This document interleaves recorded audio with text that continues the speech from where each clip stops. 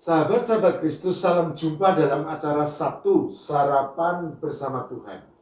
Adapun menu sarapan hari ini diambil dari Matius pasal 19 ayat 23 dan 24. Yesus berkata kepada murid-muridnya, "Aku berkata kepadamu, sesungguhnya sukar sekali bagi seorang kaya untuk masuk ke dalam kerajaan surga. Sekali lagi aku berkata kepadamu, lebih mudah seekor unta masuk melalui lubang jarum daripada seorang kaya masuk ke dalam kerajaan Allah."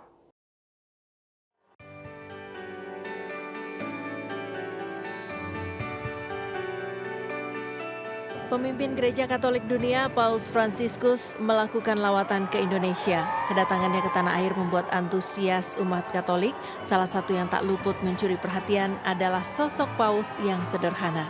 Untuk terbang ke Indonesia, Paus lebih memilih pesawat komersil. Setibanya di Indonesia, Paus tidak menginap di hotel mewah, melainkan di Kedubes Vatikan, Jakarta. Tak hanya itu, Paus juga memilih duduk di samping sopir saat dijemput di Bandara Soekarno-Hatta dan menggunakan minibus, bukan mobil mewah.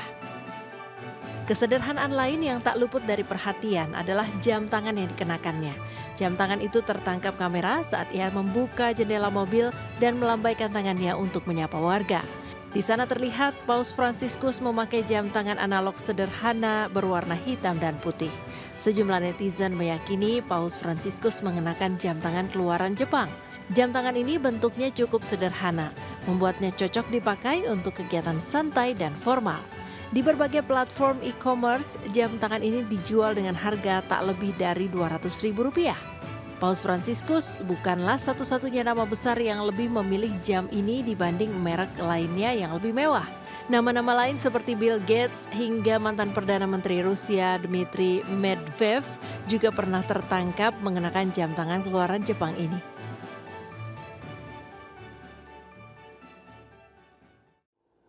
Kunjungan Paus Fransiskus ke Indonesia beberapa waktu yang lalu menarik perhatian begitu banyak rakyat Indonesia. Salah satu yang viral di media sosial adalah mengenai kesederhanaan hidup Paus Fransiskus. Selain memilih menggunakan pesawat komersil dibandingkan dengan jet pribadi dan tidak menginap di hotel yang mewah, beliau juga tertangkap kamera menggunakan jam tangan murah yang harganya tidak lebih dari Rp200.000. Gaya hidup Paus Fransiskus yang sederhana sejatinya bukanlah merupakan sesuatu yang mengherankan. Karena sebagai seorang imam Katolik, beliau terikat oleh 3 janji suci atau 3 kaul, yaitu kaul ketaatan, kaul kemurnian, dan kaul kemiskinan. Kaul ketaatan adalah janji suci untuk mengikuti teladan hidup Tuhan Yesus Kristus sebagai pemimpin. Kaul kemurnian adalah janji suci untuk hidup selibat dan tidak menikah.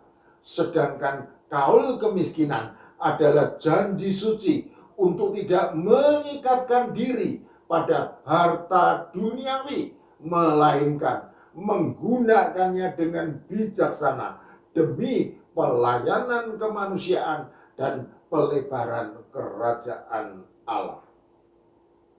Menariknya adalah gaya hidup Paus Fransiskus yang sederhana tersebut kemudian menimbulkan pertanyaan banyak orang yang membandingkannya dengan para pendeta Protestan yang nampak jauh lebih kaya. Pendeta kok kaya?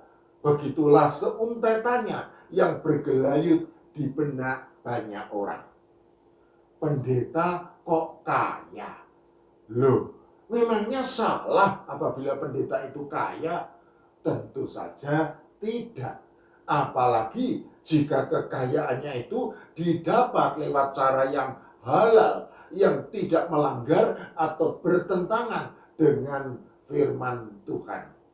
Lantas, bagaimana hal tersebut bisa selaras dengan sabda Tuhan Yesus Kristus bahwa sesungguhnya sukar sekali bagi seorang kaya untuk masuk ke dalam kerajaan surga. Bahkan lebih mudah seekor unta masuk melalui lubang jarum daripada seorang kaya masuk ke dalam kerajaan Allah. Sahabat-sahabat Kristus, pernyataan lebih mudah seekor unta masuk melalui lubang jarum daripada seorang kaya masuk ke dalam kerajaan Allah ini merupakan suatu perbandingan hiperbolis yang sukar dimengerti, sehingga para murid yang mendengarnya pun menjadi sangat gempar dan berkata, "Jika demikian, siapakah yang dapat diselamatkan?" Matius pasal 19 ayat 25. Perlu dipahami bahwa Tuhan Yesus Kristus tidak menyatakan tidak mungkin, melainkan sukar sekali bagi seorang kaya untuk masuk ke dalam kerajaan Allah. Begitu sukarnya sehingga rasanya menjadi tidak mungkin. Itulah sebabnya Tuhan Yesus Kristus lalu berfirman, bagi manusia hal ini tidak mungkin, tetapi bagi Allah segala sesuatu mungkin. Matius pasal 19 ayat 26. Pernyataan ini menegaskan bahwa sejatinya keselamatan itu merupakan anugerah dari Tuhan dan bukan merupakan usaha manusia, termasuk dengan harta kekayaannya. Para ahli Perjanjian Baru banyak yang menafsirkan bahwa yang dimaksud dengan lubang jarum adalah suatu pintu darurat yang merupakan lorong berbentuk lengkungan seperti lubang jarum di kota Yerusalem pada saat itu di abad pertama. Begitu sempitnya pintu tersebut sehingga seekor unta tidak mungkin dapat masuk melaluinya apabila membawa beban. Oleh karena itu, pernyataan tersebut memiliki makna bahwa untuk masuk ke dalam kerajaan Allah, maka seseorang harus menanggalkan segala beban duniawi. Selanjutnya perlu dipahami bahwa konteks pernyataan Tuhan Yesus Kristus tersebut merupakan pengajaran setelah terjadinya suatu peristiwa seorang muda kaya yang tidak rela meninggalkan harta miliknya untuk menjadi pengikut Tuhan Yesus Kristus sebab banyak hartanya. Matius pasal 19 ayat 22. Jadi ada korelasi antara menjadi pengikut Tuhan Yesus Kristus dengan meninggalkan kemelekatan kepada harta duniawi. Hal ini tergambar dengan jelas dalam sabda Tuhan Yesus Kristus kepada orang muda yang kaya tersebut. Jikalau engkau hendak sempurna, pergilah, jualah segala milikmu dan berikanlah itu kepada orang-orang miskin, maka engkau akan beroleh harta di surga. Kemudian datanglah kemari dan ikutlah aku. Matius pasal 19 ayat 21. Tuhan Yesus Kristus secara konsisten menyuarakan pengajaran tersebut sebagaimana nampak jelas pada saat ia mengutus 70 murid yang lain untuk pergi berdua-dua memberitakan hal kerajaan Allah tanpa membawa pundi-pundi atau bekal atau kasut. Lukas pasal 10 ayat 1 sampai 12. Kekonsistenan tersebut juga tergambar dalam kasus Sakeus, seorang kepala pemungut cukai yang kaya di kota Yeriko yang setelah berjumpa dengan Tuhan Yesus Kristus lalu bertobat dan menjadi pengikutnya.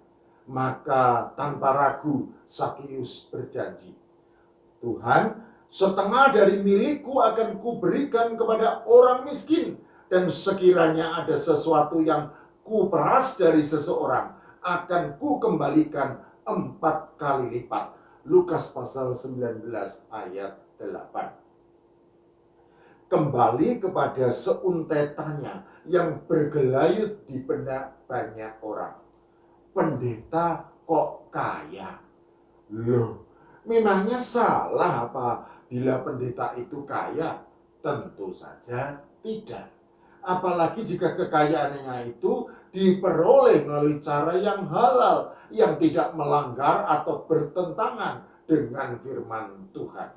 Tetapi bisa menjadi salah apabila kemudian kekayaannya itu hanya dipakai untuk memperkaya diri sendiri.